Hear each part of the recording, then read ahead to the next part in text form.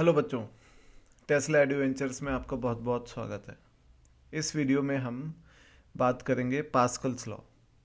तो हमने पहले भी पिछले वीडियो में भी ये देखा था कि जो प्रेशर है वो सेम लेवल पे सेम रहता है, और यही पास्कल लॉ है कि अगर आप ग्रेविटी वाले रीजन में जहाँ पर ग्रेविटी है, तो किसी भी एक लिक्विड में सेम लेवल पे आने वाले कितने भी पॉइंट्स का प्रेशर सेम होता है। यानी अगर हम इसकी एग्जांपल लें तो ये हमने इंटरकनेक्टेड दो वेसल्स में लिक्विड भरा हुआ है और लिक्विड ऑब्वियसली सेम है। तो जो ये तीन पॉइंट्स हैं ए बी और सी, जो कि सेम ही लिक्विड में आ रहे हैं और एक लेवल पे आ रहे हैं, इनका प्रेशर एग्जैक्टली सेम होगा। और ये जो लाइन होगी जो इनको कनेक्ट करने वाली लाइन है, ये कहलाएगी इक्वी प्रेशर लाइन। तो हम ये कह सकते हैं कि जो इक्वी प्रेशर लाइन है उस पर आने वाले सारे पॉइंट्स का प्रेशर सेम होता है, और यही पास्कल्स लॉ है। पर अगर आप उस रीजन में जहाँ पर ग्रेविटी नहीं है, तो विदाउट ग्रेविटी आप देखिए, सबसे पहले आपको ये देखना पड़ेगा कि प्रेशर यहाँ का सेम क्यों है। क्योंकि आप ये बोल सकते हैं कि इफ़ यहाँ का प्रेशर है पी नॉट, तो pressure at A, pressure at B और प्रेशर एट सी जो होगा वो होगा P naught plus H rho ji.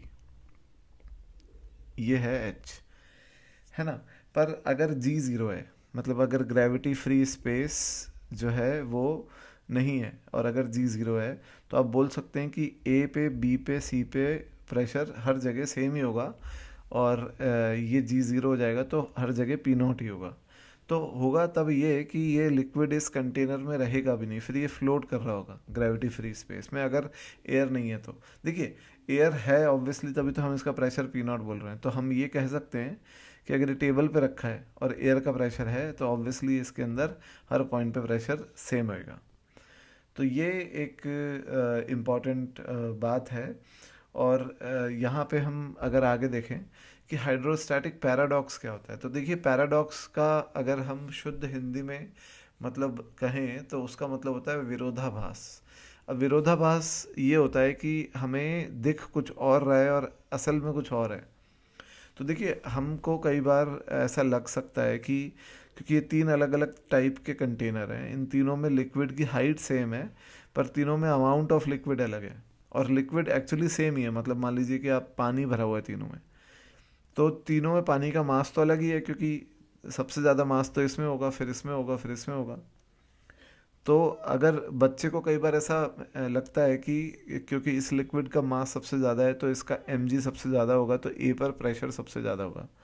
But ये एक पैराडॉक्स है, मतलब ये ऐसा नहीं होता। होता ये है कि अगर हाइट सेम है, तो चाहे मास कितना भी हो कंटेनर में लिक्विड का, ए पे, बी पे और सी पर सेम लेवल पे प्रेशर सेम ही रहेगा अगर लिक्विड सेम है तो ये एक तरीके से पैराडॉक्स इसलिए कहा जा रहा है क्योंकि फील ये होता है कि pressure should not be same, but pressure same होता है, और ये प्रेशर होगा P naught plus H rho जी तीनों केसेस में।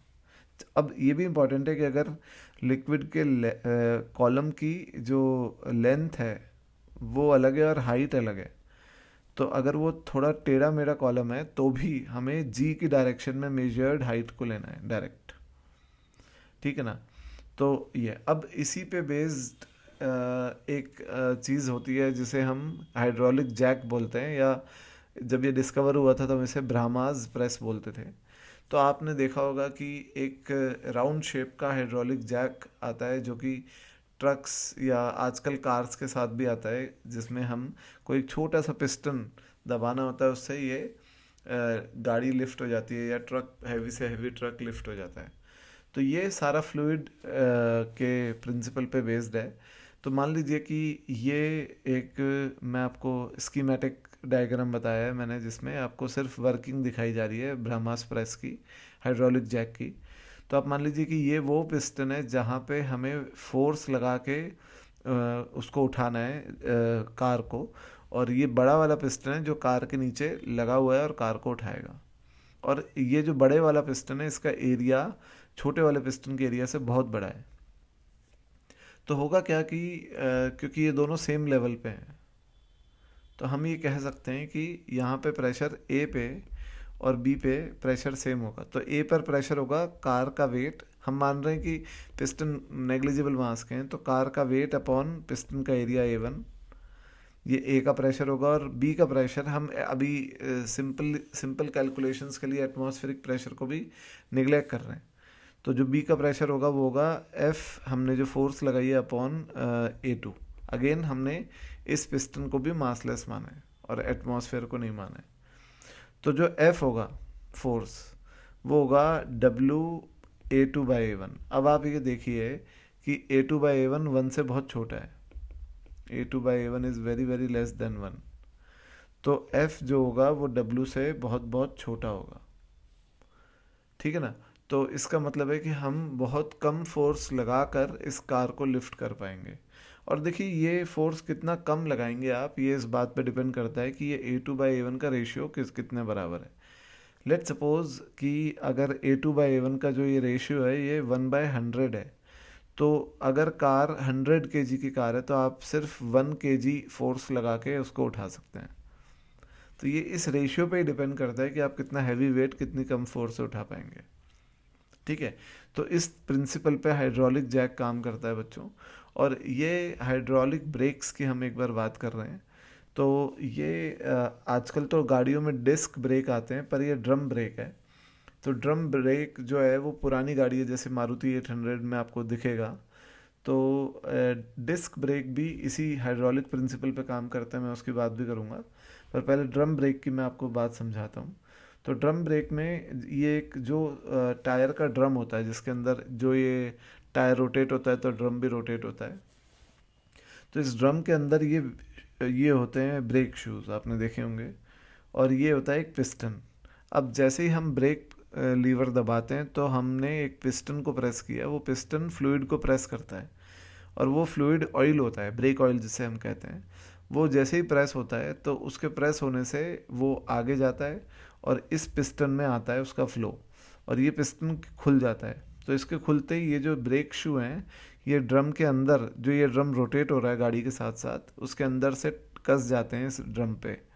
तो इनके फ्रिक्शन की वजह से ड्रम का ओमेगा रिटार्ड होता है, ड्रम का वेलोसिटी कम होती है, ड्रम रुक जाता है, कार रुक जाती है। अब आप देखेंगे कि जैसे ही पिस्टन खुलेंगे तो ये ब्रेक शू ड्रम पर बाहर की तरफ खुल के कस जाएंगे और ये स्प्रिंग खिंच जाएगी। अब जैसे ही आप ब्रेक रिलीज़ करेंगे तो फ्लूइड का प्रेशर रिलीज़ होगा, तो ये स्प्रिंग इन दोनों ब्रेक शू को अपने ओरिजिनल पोजीशन पे खींच के वापस ले आएगी और ये ड्रम से सेपरेट हो जाएंगे और ड्रम पे अब कोई ब्रेकिंग फोर्स नहीं लग रहा। तो इस तरीके से ब्रेक रिलीज़ भी हो जाएंगे। तो बच्चों ये सिंपल सा हाइड्रोलिक जैक, हाइड्रोलिक ब्रेक्स जो है वो मैंने आपको समझाया। अब अगर डिस्क ब्रेक की बात करूं तो डिस्क ब्रेक में आपने देखा होगा कि जो डिस्क एक होती है उस पर 2 ब्रेक शू कसे हुए होते हैं, और वो ब्रेक शू जो है वो अगेन पिस्टन से ही चलते हैं। आप ब्रेक लगाओगे तो पिस्टन उन ब्रेक शू को उस टायर पर एकदम कस देगा, तो टायर रिटार्ड होके रुक जाएगा। तो ये सिंपल सा ब्रेकिंग सिस्टम है जो कि हाइड्रोलिक ब्रेकिंग सिस्टम है।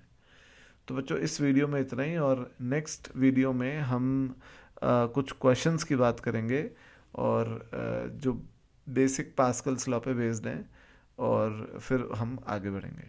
Thank you.